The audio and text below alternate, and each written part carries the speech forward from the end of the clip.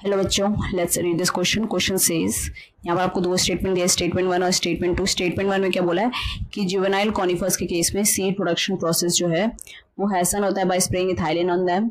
और statement two बोला है gibberellic acid is used to initiate flowering and for synchronising fruit set in pineapple. Option हमें दिया है कि क्या या तो दोनों स्टेटमेंट करेक्ट है या फिर स्टेटमेंट वन सही है, स्टेटमेंट टू इनकरेक्ट है, स्टेटमेंट टू इनकरेक्ट है या स्टेटमेंट टू करेक्ट है, या फिर दोनों ही इनकरेक्ट है। तो हम इसका पहले की कॉन्सेप्ट लिखेंगे। की concept is function of gibberellic acid and ethylene. तो जो जिब्रेलिक एसिड है उसके क्या क्या फंक्शंस होते हैं। जिब्रेलिक एसिड क्या करेगा, ये इंक्रीज करता है एक्सिस लेंथ। और जैसे कुछ फ्रूट्स होते हैं, जैसे एप्पल के केस में ये इलोंगेट करेगा फ्रूट को, एप्पल को इलोंगेट करेगा और उसकी शेप को इंप्रूव करेगा, इंप्रूव शेप। ये सेनेसेंस को डिले करता है, डिले सेनेसेंस।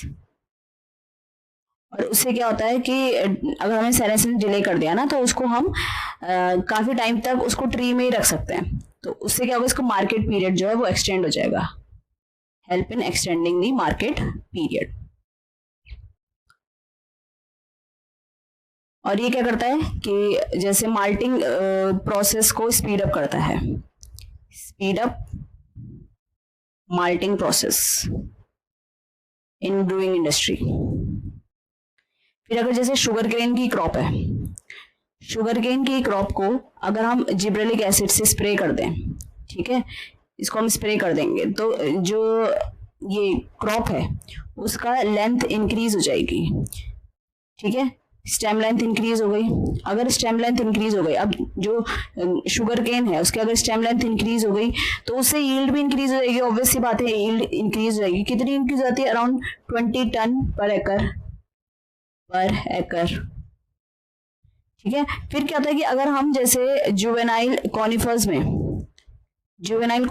में अगर हम जिब्रेलिक एसिड को स्प्रे कर देते हैं तो उसमें क्या होता है, जल्दी मैच्योर हो जाते हैं।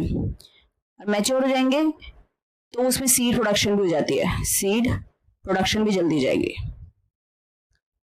और जैसे कुछ रोजेट प्लांट्स होते हैं, रोजेट प्लांट्स के केस में क्या होता है, रोजेट प्लांट्स के केस में ये क्या करता है, बोल्टिंग को प्रमोट करता है। बोल्टिंग क्या होता है? इंटरनोड इलोंगेशन फ्लावरिंग से पहले, ठीक है। अब हमारा आता है कि हमारे इथाइलिन के क्या फंक्शंस हैं। इथाइलिन के एसिड है वो तो क्या कर रहा था, वो डिले कर रहा था सेनेसेंस को।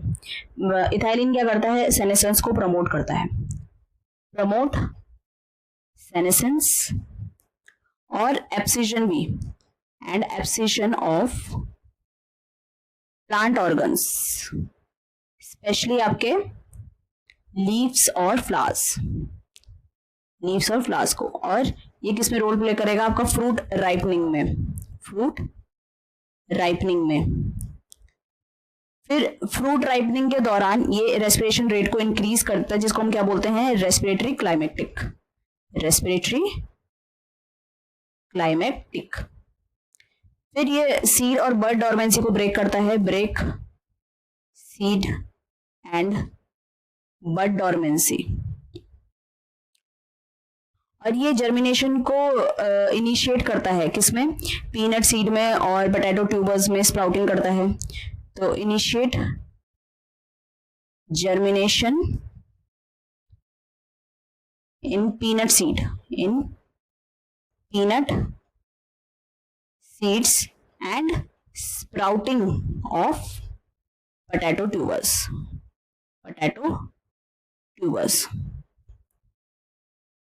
और जैसे राइस प्लांट्स होते हैं, राइस प्लांट के केस में डीप वाटर में प्रेजेंट होते हैं, डीप वाटर में रहते हैं, तो वो क्या करता है? प्रमोट करता है उनकी इंटरनोड और पीटियोल इलोंगेशन को, प्रमोट इंटरनोड इलोंगेशन। फिर ये क्या करता है? इनिशिएट करता है flowering initiate flowering, and for synchronizing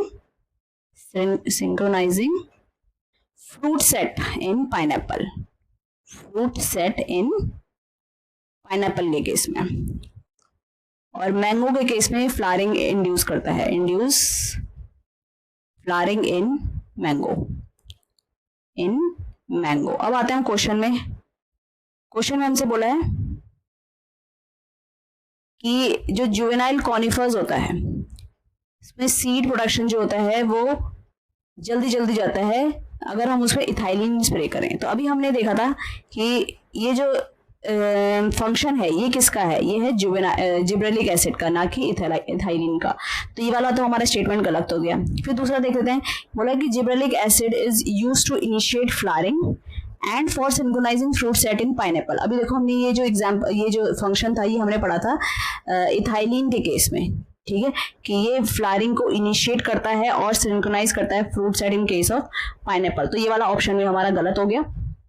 ये जो करता था हमारा कौन करता था, ये करता था हमारा इथाइलिन, ठीक है। तो ये वाला ऑप्शन में हमारा गलत हो गया। तो हमारे दोनों स्टेटमेंट जो है वो इनकरेक्ट हैं। Both statement 1 and statement 2 are incorrect. So I hope you understood it well. All the best.